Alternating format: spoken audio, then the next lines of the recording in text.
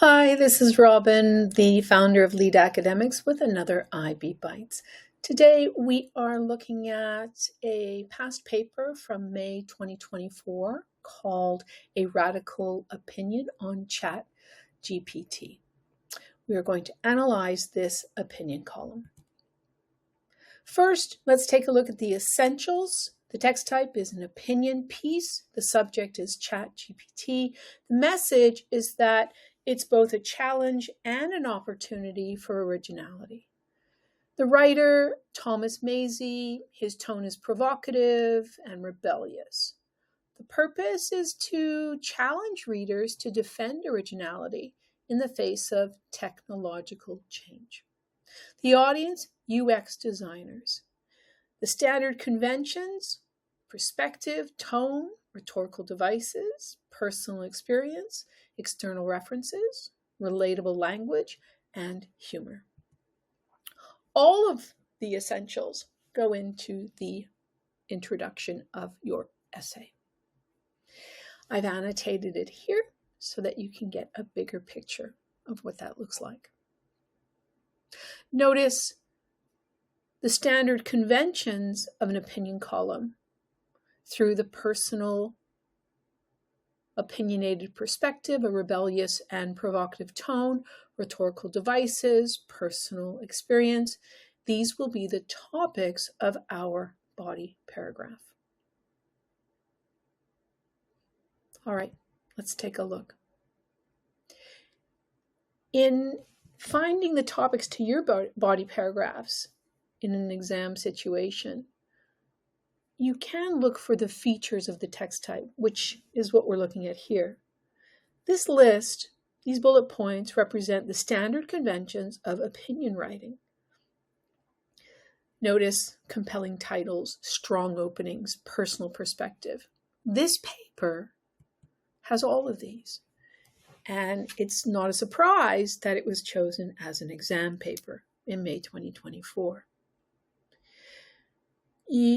You don't have all the time in the world to write about all of these conventions. So what you need to do is choose the ones that you recognize and support them with textual features, with devices. So we're going to take a look at a couple of paragraphs and the conclusion. You can find the completed essay on my website at Lead Academics. So let's take a look at the first body paragraph, and I want to walk you through how that's structured. The legend on the right-hand side of your screen with all of the colors, these will help you interpret the colorful paragraph. So it begins with the topic, and that's followed by the purpose. And if we could see at the bottom of the paragraph, we see that topic mentioned again, because that's how you begin the evaluation. And the purple part, the evaluation, is just simply saying how the topic was persuasive. That authorial intention, the writer's intention, why the writer chose to talk about this specific topic. Also in the paragraph, you can see that the text is in this lighter color and that the image is in pink. So you are expected to analyze both the text and the image. We see that here. In this paragraph, we see one textual device. It's a structural device. It's called the title. That's embolded. You can see that in black. And for the image, the student, this is a student paper, the student chose to talk about the author's name. What they wanted to talk about was the author's photo, which is a device, and it is persuasive. And they just missed out the exam anxiety. They forgot to mention it, but it's what they intended to say. So it is in pink, but it's mostly a language device that they're mentioning there. All right. This is the structure of a body paragraph, not just the first body paragraph. Every single body paragraph needs to follow this architecture. It opens with a topic, it concludes with that topic, and that topic is extended to the evaluation. The topic sentence also houses the purpose. And within the body, we have textual evidence, We have a transition in bright yellow. You can see this transition, another text feature.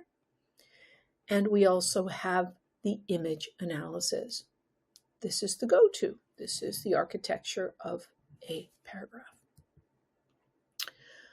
Please do like, comment, and share this video. The reason being is that I would love to hear your thoughts. Also, if this resonates with you, let me know. And please do share this with someone who might find this useful. Right, let's move on. Taking a look at the second body paragraph of this essay, we see a transition at the beginning. We didn't see that in the first body paragraph. The transition here is the article further persuades its readers. So the examiner, your teacher, also is looking for that. So put those transitions in the second, third, fourth body paragraphs. It's also important to put it in the first body paragraph. I will tell you this, examiners are looking for this. They're looking for, after your introduction, how are you segueing into your first body paragraph? Think about this transition when you open those body paragraphs. How are you going to transition from the sentence that you just said, that you just wrote? Okay, same here, the architecture. We've got opens with a topic. We see that the topic is followed by a purpose. We see that at the end of the paragraph, the topic is mentioned with an evaluation. We see the devices, first person, inclusive language. We have these transitional phrases, these signpostings, right? For instance, additionally, very important for criteria being in for the assessment on organization. What we don't see here is any mention of the image. And if we take a look at their topic, personal and opinionated perspective, and you take a look at the right-hand side, we can see that opinion column. There's 3 cows at the top. This student was not able to see an opinionated personal perspective in that image. Can you? Because if you can, put it in the paragraph. We want to see your arguments supported, not just by the textual evidence, but by the images as well. Okay. I want to take a look at analyzing or expressing your analysis in one sentence. Too often I see analysis expressed over several sentences. The body paragraphs are quite weighted, and it shortens your exam taking time. So here it is, one sentence. We start with the device. We lead with the device, inclusive language, and then we have the evidence. We should shift our thinking, and it's our job, our challenge, emphasize.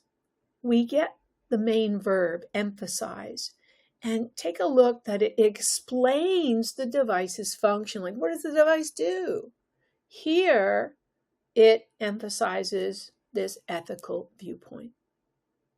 The next thing you want to do is a comma, ing word.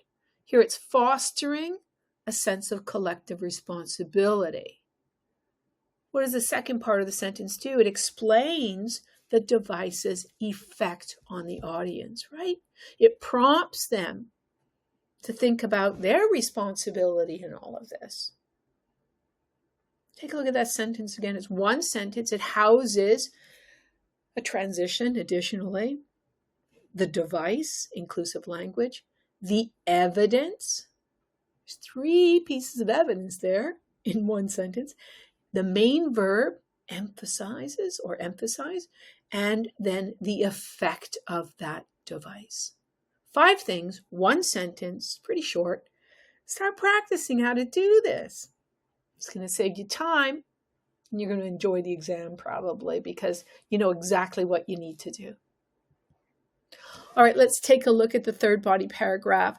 Again, it opens with this transition building on its bold tone, and then the topic, and the topic extends to the purpose. We have 2 examples. The first is the provocative question. The second is the directives. And the closing paragraph again begins with the topic and it extends to the evaluation or why the topic is persuasive. I want you to take a look at synonyms here. So this is the student's writing. The student says in the topic sentence, the article employs rhetorical questions and calls to action. Usually we don't want to see devices in the topic sentence because you need to talk about them in the body, so it's repeated, it's repetitious. We want to see features in the topic sentence, and those features are supported by these language and image devices. But this student, because in its exam situation and the student is nervous, they begin that topic sentence with what they know, these language devices. And so they do something really intelligent here. In the body of the paragraph, knowing that, oh no, I'm going to have to repeat this language, they use synonyms. Excellent use of your language assessment criteria. So here, rhetorical questions is renamed in orange. You can see provocative question. And the call to action is renamed as directives.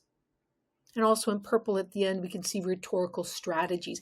That phrase in purple should have been stated in the topic sentence, this general category. That's what we want to see in the topic sentences, general categories, not specific devices, because then you got to repeat them. That's not good.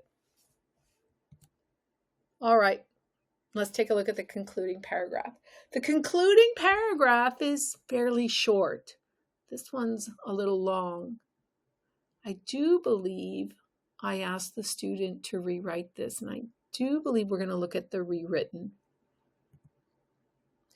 Before we do that, the concluding paragraph has two parts. If you only want to write the first part, that's fine. But if you would like to challenge yourself, why not try the second part? Let's look at the first part. The first part of the conclusion is expressing its effectiveness. We can see that in one sentence here. That's all you need. Thomas Mazey's opinion piece effectively uses a provocative and rebellious tone to force readers to question whether reliance on AI, Three things. Number one, the most salient persuasive feature. You don't want to start listing off everything because in our introduction, we pretty much listed, the student listed 6 or 7 things. In fact, this student's essay had about 7 paragraphs. Small. And so we don't want to list that off in the introduction. The exam time's running out. So we pick the most salient feature, right? And here it was definitely provocative and rebellious. The tone of this article, this opinion piece, was its persuasive power. And so we say that here. And it really did force readers. That's why it was effective, because of the tone. And we put the tone's purpose to force readers and its effectiveness. It did have them shifting their thinking. That's all you have to write. That's the first part of the conclusion. But if you want to challenge yourself, here's the second part. The ineffectiveness. Now, the ineffectiveness is not a critique. It's not pointing fingers at the writer and saying they did a bad job. Not at all. The ineffectiveness has everything to do with the target audience.